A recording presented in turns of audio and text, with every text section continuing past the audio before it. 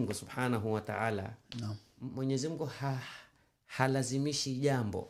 Naam. Ila utakuta jambo kama lile binadamu lazima wewe na hamu nalo. Ukimpata mtu akwambia najuta kuolewa, utampata mtu akwambia natamani kuolewa. Ukimpata mtu asema najuta kuoa, utampata mtu atamani kuoa. Naam.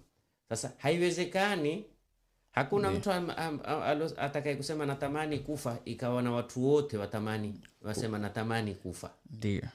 Kwa sababu hatukuwekewa sisi tutamani kufa. Kabisa.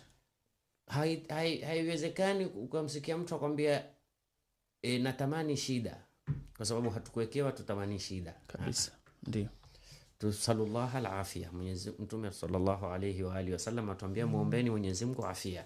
Sasa kwa kuwa ima mtu uko ndani ya ndoa au mtu atamani kuingia ndani ya ndoa. Naam. Kila mmoja apaswa aijue ndoa yake kwa hizi stage. Ndio.